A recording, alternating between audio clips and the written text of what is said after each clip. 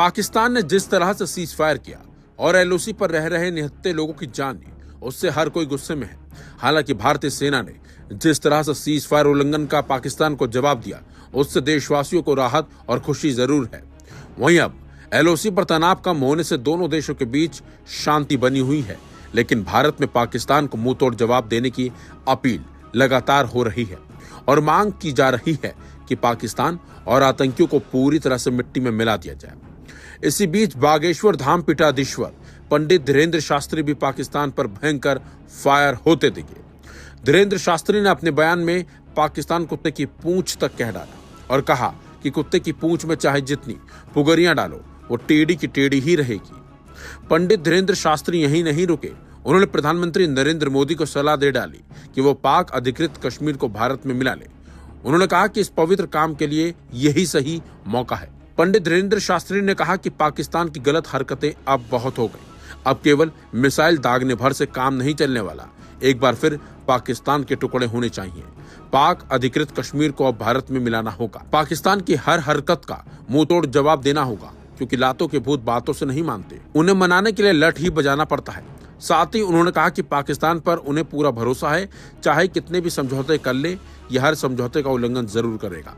बता दें आपको, पहलगाम अटैक के बाद भारत सरकार ने ऑपरेशन सिंदूर शुरू किया। इस ऑपरेशन के तहत भारतीय सेना ने पाकिस्तान के अधिकतर क्षेत्र में बैठे 100 से ज्यादा आतंकियों को मारने के साथ ही दर्जनों की संख्या में पाकिस्तानी एयरबेस को तबाह कर दिया। इससे पाकिस्तान को भारी नुकसान का सामना करना पड़ा है। आखिर में पाकिस्तान अमेरिका के सामने गिड़गिड़ाया और फिर अमेरिका के ही हस्तक्षेप से सीज फायर का ऐलान किया गया। वहीं भारत और पाकिस्तान के बीच तनाव कम होने से एलओसी पर रहने वाले लोग राहत की सांस ले रहे हैं और वो खुश हैं। हालांकि उनका कहना है कि पाकिस्तान को अभी भारतीय सेना को मुंह तोड़ जवाब देना होगा, ताकि पाकिस्तान आगे इस तरह की हरकत बिल्कुल भी ना करे। पिछले 4-5 दिनों से इस कदर खौफ और हरास था कि जिस जगह पे मैं रहता हूँ, यहाँ पर कोई बंदा, बशर, इंसान नाम की कोई चीज नहीं है। इवन जानवर तक भी अपना इलाका छोड़कर चले गए हैं। बस चंद लोग ही हैं जो शहर को संभाल के रखा हुआ है जिन्होंने। तो मेरी गुजारिश ये है कि ये जो सीज फायर हुआ है, ऊपर वाले की दुआ, हम दुआ करते हैं ऊपर वाले से कि ऐसा सीज फायर रहे और ये आए। मैं तो कहता हूँ जब तक इंसान जिंदा है तब तक सीज फायर रहना चाहिए। अमन से बड़ी दुनिया में कोई चीज नहीं है। गोली किसी चीज का हल नहीं है। जब कभी भी कोई बात बनती है वो टेबल टॉक से ही बात बैठ के बनती है। तो हमारी गुजारिश रही कि दोनों गवर्नमेंटों से कि सीज फायर को कायम रखा जाए और इन लोगों पर रहम किया जाए। लोगों में आज क्या देख रहे हैं सर? सुकून की जो बात की है, सुकून तो लोगों में आया है जी। कल मैं कह रहा हूँ कि कल हम लोगों ने यहाँ पर मैं बेसिकली हॉस्पिटल में काम करता हूँ, तो हमने वहां पर स्वीट्स बांटी हैं जब ये सुनने में आया कि सीज फायर हुआ है।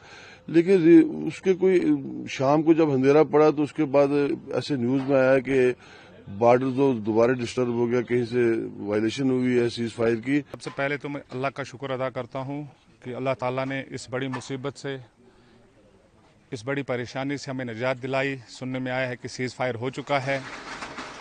तो 7 दिन से हमारा जो ये चौकीबल का मार्केट है बंद पड़ा था। तो जब जान है तो जहान है, लोगों को अपनी जान की पड़ी थी। रात को जब सुना कि सीज फायर हुआ तो काफ़ी खुशी हुई। अब अल्हम्दुलिल्लाह थोड़ा थोड़ा मार्केट खुल रहा है। लेकिन इन 7 दिनों में जो हमारे इस इलाके का नुकसान हुआ है वो लामहदूद है। यहाँ हमारे इस मार्केट में भी शेलिंग हुई है। काफ़ी दुकानदार भाई ऐसे हैं जिनकी दुकानों में शेल लगे हैं, जिनकी दुकानें टोटल ख़त्म हो चुकी हैं। आपने देखा भी होगा वहाँ आगे शटलें टूट चुकी हैं, अंदर का जो सामान था पूरा टूट चुका है। और ख़ासकर ये उतना बड़ा मार्केट है भी नहीं। इसी मार्केट के सहारे यहाँ के लोग अपनी ज़िंदगी का गुजर बसर करते हैं। लेकिन 7 दिन से जो ये मार्केट बंद रहा तो काफ़ी नुकसान हुआ है। आज तकरीबन 6 दिन के बाद हमारा मार्केट थोड़ा थोड़ा खुलने लगा है। हमने बड़ी राहत की सांस ली है। आज 6 दिन के बाद थोड़ा बहुत दिन को सुकून आया है कि ये सुनते हुए कि सीज फायर हो चुका है। और हम चाहते हैं कि आइंदा के लिए भी हमारी जो मार्केट है इसी तरह खुला रहे। कभी कभी कोई ऐसी मुसीबत ना आए, ताकि हम अपनी ज़िंदगी जो है सुकून से गुजार सकें। हमने हमारी ज़िंदगी जो है वो बिल्कुल बेसुकूनी हो चुकी थी इस शेलिंग से। हम अपने घर छोड़ के, घर बार छोड़ के कहीं दूसरी जगह पे शिफ्ट हो चुके थे। हमें जो तकलीफ़ हुई वो शायद ही कोई दूसरा समझ सके। जितनी तकलीफ़ हमने उठाई है, आइंदा के लिए हम ये तकलीफ़ ना उठा सकें, और गवर्नमेंट से अपील करते हैं कि हमारे लिए कुछ ना इंतज़ाम किया जाए, बैंकर्स का इंतज़ाम किया जाए, ताकि हम अगर खुदा न खासा ऐसी कोई सिचुएशन आ जाए तो हम अपनी जो ज़िंदगी है कम से कम पुरसुकून गुजार सकें। हमारे जो बच्चे हैं, हमारे जो बुज़ुर्ग हैं, उनको जो तकलीफ़ होती है जब हम उनको यहाँ से उठा के किसी दूसरी जगह ले जाते हैं, वो किस तकलीफ़ से गुजरते हैं। कोई पेशेंट है, कोई हार्ट पेशेंट है, कोई बच्चा है, कोई बुज़ुर्ग है। हम गवर्नमेंट से यही अपील है कि हमें कम से कम सेफ्टी बैंकर्स के लिए इंतज़ाम किया जाए, और आइंदा के लिए हम गवर्नमेंट से ये अपील करते हैं कि हमारी जो ज़िंदगी है वो इसी तरह सुकून से चलती रहे। आपको कितनी खुशी आज? हम आज बहुत ही खुश हैं। आज हमारी इस खुशी का कोई अंदाज़ा नहीं है। हमने जितनी खुशी आज देखी है, 6 दिन के बाद हमारा मार्केट खुल रहा है, और हमारा दिल कितना सुकून है। आज हमारे दिल से कितनी खुशी की लहर चल रही है। हम आज पूरे आवाम से यही अपील करते हैं कि हम आज जो खुशी है ये हमेशा के लिए बरकरार रहे हमारे लिए। सीज फायर में देखिए, इसमें टाइम लगता है। जब दो मुल्क की फौजें आपस में एक दूसरे के साथ आई टू आई बॉल कांटेक्ट में हो तो डी एस्केलेट करने में थोड़ा टाइम लगता है। उसमें सब्र करना चाहिए कि हमें वो जंगजू नहीं बनना चाहिए जो हर वक्त तैयार हो जंग लड़ने के लिए, क्योंकि जब जंग लड़ी जाती है तो नतीजा ये होता है लोग घर से बेघर हो जाते हैं, लोग मारे जाते हैं, बच्चे मारे जाते हैं, यतीम हो जाते हैं, अस्पताल हमारे भर जाते हैं। तो जंग किसी चीज का इलाज नहीं। मुझे लगता है हमें सब्र रखना चाहिए। यहाँ पे जो बेघर लोग हैं, तो इस सूरत हाल को आप कैसे देखते हैं? देखिए, जैसे आपने देखा, इससे पहले हम अस्पताल में गए, वहाँ काफी लोग जख्मी हैं, और यहाँ एक जो है खवातीन की मौत भी हुई थी। तो जख्मी लोग हैं, और यहाँ भी अब बड़े हुए हैं ये लोग बेचारे। और ये नीलोफर जी हैं यहाँ, इनका बड़ा ख्याल रख रही हैं। वहाँ के डॉक्टरों को मैं कॉम्प्लीमेंट करना चाहती हूँ, उन्होंने बहुत अच्छा ध्यान रखा है जितने भी इंजर्ड जख्मी हुए हैं। तो हमारी अल्लाह ताला से दुआ है कि ये जो कल सीज फायर का ऐलान हो गया, आपस में अटैक बंद हो गए हैं, तो ये पूरी तरह से परमानेंट हो जाए, ताकि हमारे जो बॉर्डर्स पे लोग हैं, ये खुदा न खास्ता इनकी इस तरह मासूमों की जानें जाती हैं, घर से बेघर हो जाते हैं। तो दूसरी सरकार से मेरी गुजारिश है कि इनके घर तो बिल्कुल तबाह हो गए हैं।